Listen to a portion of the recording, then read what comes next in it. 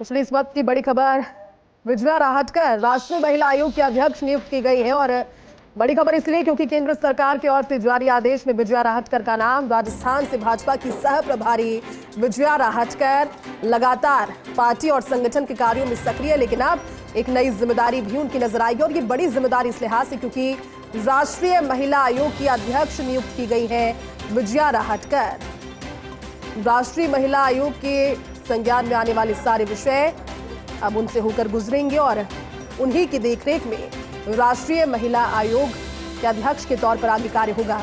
बड़ी खबर आपको बता रहे हैं, विजया राहटकर को राष्ट्रीय महिला आयोग के अध्यक्ष नियुक्त किया गया है।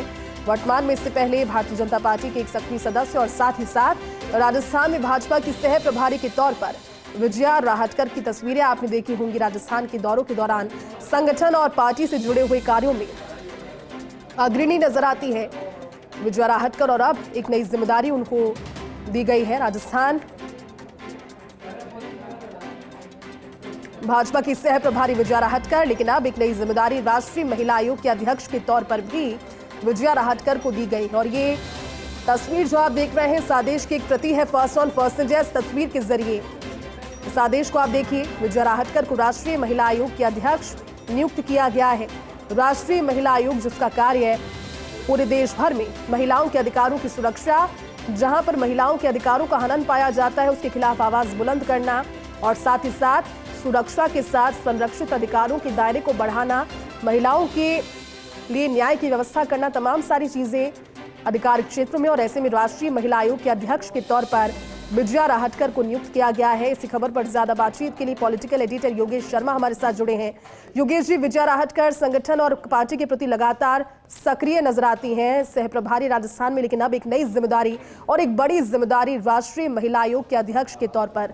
कैसे देखते हैं इस आदेश को और इस फैसले को, क्या बदलाव इससे और नजर आता है आगे? योगेश जी देखिए, सबसे बड़ी बात है कि राजस्थान में बीजेपी की सरकार लाने का एक तरह से कहा जाए ये उनको पारितोषिक भी मिला है। बहुत ही सरल, सौम्य, सहज व्यक्तित्व की वो धनी है और कहा जा सकता है कि विजय राहटकर का जो पूरा अपने आप में पूरा व्यक्तित्व जो उनका है जी, उनके राष्ट्रीय महिला आयोग अध्यक्ष पद पर शोभा बढ़ाने वाला व्यक्तित्व और कहा जा सकता है कि महाराष्ट्र की नेता है।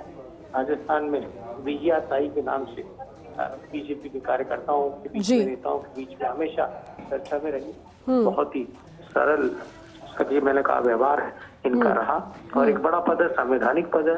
राष्ट्रीय महिला आयोग का अध्यक्ष होने का मतलब है कि कैबिनेट मंत्री का दर्जा होता है और अपने आप में संवैधानिक पद के नाते महिलाओं के कल्याण, सशक्तिकरण, उनके हित के नजरिए से बहुत बड़ा काम और राष्ट्रीय महिला आयोग के अध्यक्ष का होता है।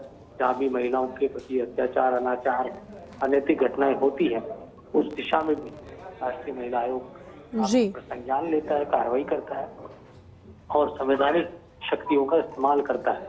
विजय राहटकर महाराष्ट्र की बड़ी नेता है, बीजेपी संगठन की कुशल नेता के तौर पर उनकी होती।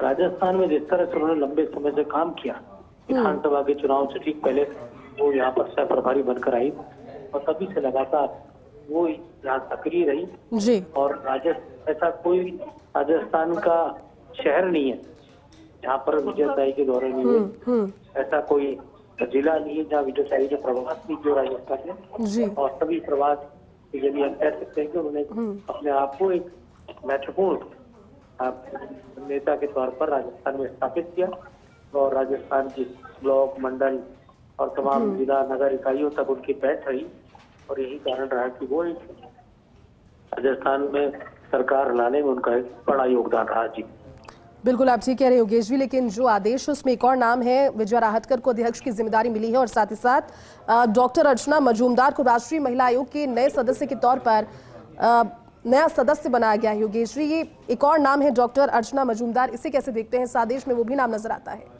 बीजेपी महिला नेत्रियों में जो संगठन की कार्यकर्ता के नाते जिम्मेदारियां संभाल रहे थे उनको ये दर्जा दिया गया है। विजय राहटकर क्योंकि इस विचार परिवार से भी जुड़ी रही, तो विचार परिवार का भी उनके प्रति बहुत ही अच्छा दृष्टिकोण रहा, इस कारण भी उनको आगे बढ़ाने में योगदान रहा और एक सर्वसम्मत नाम रहा विजय राहत का और मजूमदार का। कहा जा सकता है कि दूसरी बात सबसे अहम होती है कि राष्ट्रीय महिला आयोग पर जो भी अध्यक्ष पद पर बैठता है उसके लिए सबसे अहम ये भी होता है कि वो पढ़ा लिखा होना चाहिए, उसको कानून और विधि का ज्ञान होना चाहिए। ये तमाम बातें उसके प्रोफाइल में होनी चाहिए और उसके बाद ही वो उस पद के साथ जस्टिफाइड न्याय कर सकता है। उस लिहाज से भी अपने आप में महत्वपूर्ण दायित्व विजयाताई को और मजूमदार को दिया गया।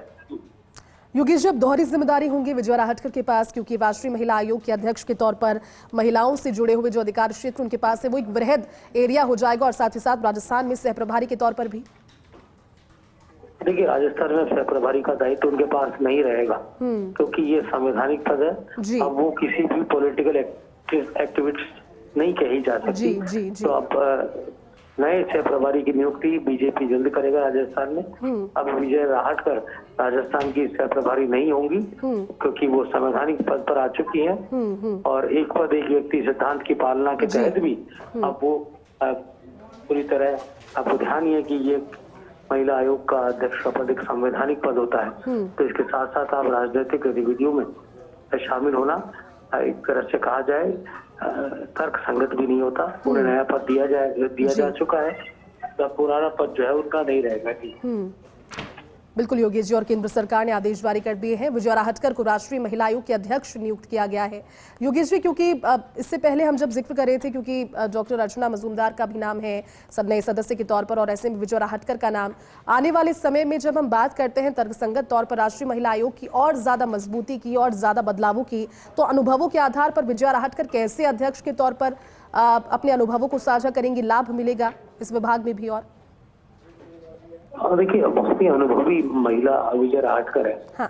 आप यूँ कह सकते हैं कि विजय राहटकर का राजस्थान में जिस तरह से उनका पदार्पण हुआ था उसके बाद से उन्होंने बहुत ही मेहनत के साथ यहाँ काम किया। बीजेपी की सरकार को लेकर आई और किसी के साथ उनका विवाद नहीं रहा और सबसे बड़ी बात यही रही कि उन्होंने जो उनको जिम्मेदारी दी गई वो बखूबी निभाने का काम विजय राहटकर ने कहा। एक लाइन खींची उन्होंने और मुझे ध्यान है कि जब भी उनसे मिलते थे, बात करते थे, तो एक बहुत ही अच्छा संदेश उनके हमेशा रहता और एक सरलता उनके जीवन का एक बड़ा पैमाना था। संजीदगी उनके राजनीतिक कौशल का एक बड़ा पहलू था। तो बात सुनना सामने वाले की, ये उनमें एक बड़ा गुण था और धीरे धीरे राजस्थान में अपनी एक अलग तरह की इमेज वो छोड़ के गई है। निश्चित तौर पर राजस्थान की बीजेपी हमेशा उनको याद रखेगी और उनके जो कार्य उनकी कार्यशैली को सराहनीय के तौर पर याद रखा जाएगा। बिल्कुल योगेश जी, शुक्रिया आपका इस पूरी बातचीत के लिए, साथ जुड़ने के लिए।